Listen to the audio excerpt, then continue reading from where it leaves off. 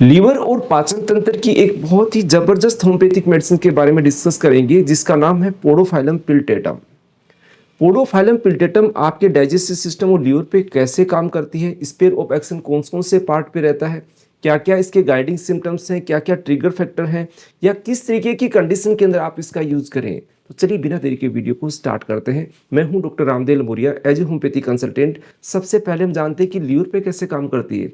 मान लीजिए लीवर में आपको जॉन्डिस की समस्या है, क्रोनिक हेपेटाइटिस की समस्या है या पेट से संबंधित आपको डायरिया, कॉन्स्टिपेशन, खट्टी डकार आना, पेट का फूलना, पेट के अंदर दर्द की समस्या, आपको पाइल्स के अंदर इंटरनल पाइल्स और एक्सटर्नल पाइल्स है, रेक्टल या एनल प्रोलिप्स की समस्या है, तो आप इस मेडिसिन के बारे में सोच सकते हैं। अब ये कौन से ऑर्गन पे ज़्यादा काम करती है? एक तो लीवर हो गया, आपका इंटेस्टाइन का जो स्मॉल इंटेस्टाइन या ड्यूडिनम पे अच्छा वर्क करती है, असेंडिंग कोलन जो राइट साइड में हमारे शरीर में होती है उस पर अच्छा काम करती है, और रेक्टम के अच्छा काम करती है। तो इसको राइट साइडेड मेडिसिन भी कहा गया क्योंकि इसके ज़्यादातर ऑर्गन्स राइट साइड के अंदर ही है। अब हम इसके गाइडिंग सिम्टम्स के बारे में चर्चा कर लेते हैं कि कहाँ आपको कैसे गाइड करेगी ये मेडिसिन। तो इसके अंदर सबसे मेन चीज़ है, लीवर वाले क्षेत्र में आपको दिक्कत होने की वजह से बार बार आपका हाथ लीवर वाले क्षेत्र में जाएगा, तो आप उसको धीरे धीरे सहलाते रहेंगे। तो उसमें खास सिम्टम, गाइडिंग सिम्टम इसका ये है कि इसको दबाने से या रब करने से आराम मिलता है। और सबसे बड़ी चीज़ है कि हेडेक के साथ डायरिया अल्टरनेट रहता है। यानी आपको ठंड के मौसम के अंदर आपको सर दर्द की समस्या होगी, गर्मी के अंदर आपको दस्त लगेंगी। ये चीज़ें अल्टरनेट होती है, एक साथ नहीं होती हैं। थर्ड नंबर का गाइडिंग सिम्टम इसका खास तरीके से डायरिया। डायरिया किस तरीके का, आपने खाने पीने में कुछ अनियमितता बरत ली या ऐसी कुछ चीज़ें आ गई आपको, वो अचानक से आपको डायरिया स्टार्ट हो जाता है। वो डायरिया भी कैसा होता है? पेनलेस डायरिया, आपको किसी तरीके का कोई दर्द नहीं हो रहा है, बहुत ज़्यादा मात्रा के अंदर लगता है, बहुत ज़्यादा उसमें बदबू आती है। और इस दस्त जो आपको डायरिया लगता है, दस्त लगते हैं, उसका कलर बार बार चेंज होता रहता है और दस्त की वजह से बहुत ज़्यादा शरीर में कमजोरी आ जाती है। तो ऐसी कंडीशन के अंदर इसको सोच सकते हैं। इसमें एक पर्टिकुलर टाइप की प्यास लगती है मरीज को, बहुत ज़्यादा ठंडा पानी पीने की इच्छा होती है उसकी, ये क्रेविंग होती है कि मैं ठंडा पानी पीऊँ तो मेरे को आराम मिल जाए। अगर ऐसे सिम्टम भी अगर आपको दिख रहे हैं, नज़र आ रहे हैं, तो इस मेडिसिन को सोच सकते हैं। अब इसके एक्साइटिंग फैक्टर्स क्या हैं, ट्रिगर फैक्टर्स क्या है, किसकी वजह से ये दिक्कतें आ सकती है? मान लीजिए आपने पारे या मरकरी का गलत यूज कर लिया है, आपकी बॉडी पे उसके कोई साइड इफेक्ट आ रहे हैं, उसकी वजह से आपको दिक्कत आ सकती है। ओवर स्ट्रेनिंग आपकी हो गई, ओवर स्ट्रेचिंग हो गई, आपने कोई ऐसी चीज़ के बारे में, या बॉडी में स्ट्रेचिंग होने की वजह से पेट में कई बार दिक्कतें हो जाती, तो ऐसी समस्या उसकी वजह से दिक्कत आ सकती है। छोटे बच्चों के अंदर जब दांत आते हैं तो दिक्कत आ सकती है। गर्मी के मौसम के अंदर जो समस्या होती है उनको कवर करने के अंदर काफ़ी अच्छी हेल्पफुल है।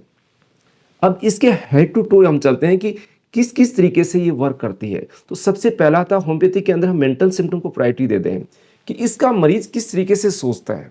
इसमें मरीज इतना परेशान हो जाता है कि वो लाइफ से एकदम से निराश सा हो जाता है कि भाई मेरी जो समस्या चल रही है वो ठीक नहीं होनी है, मुझे तो मरना है। कहने का मतलब इतना ज़्यादा परेशान हो जाता है दिमाग से, बिल्कुल एकदम से निराश सा डिप्रेस हो जाता है कि मुझे तो ये मरना है, ये बीमारी मेरी ठीक नहीं होने वाली है। सेकंड चीज़, सेकंड आता है सर का, आपका हेड के ऊपर। हेड में मैंने बताया कि हेडेक अल्टरनेट विद डायरिया।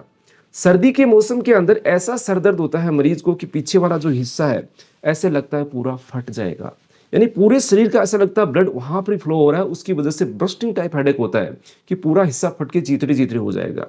ऐसी कंडीशन है तो इसके बारे में आप सोच सकते हैं। थर्ड नंबर की जो कंडीशंस होती हैं उसके बारे में हम करते हैं कि पेट के ऊपर। पेट में मैंने बताया कि लीवर पे बहुत अच्छा काम करती है।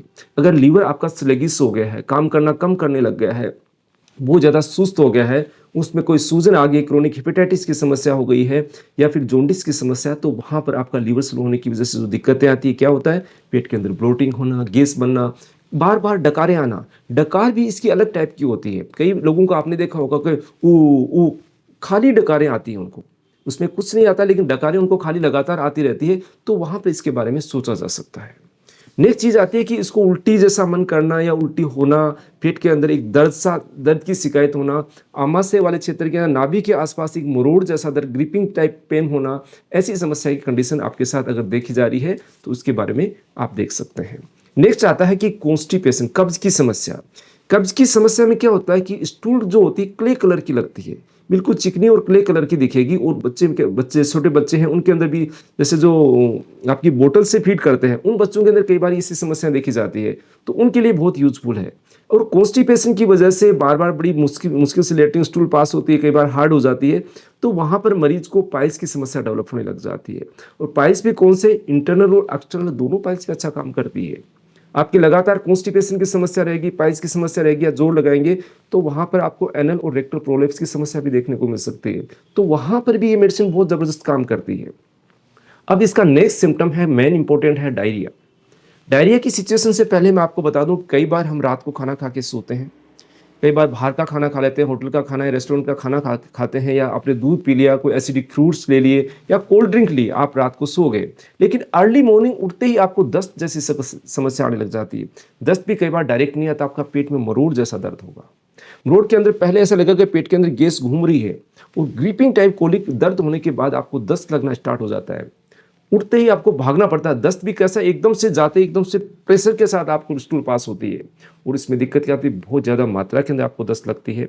आपको उसका कलर जो होता है बार बार चेंज होता है, अलग अलग तरीके के कलर आपके आ रहे हैं। वहाँ पर बहुत ज़्यादा बदबू उसके अंदर आ रही है।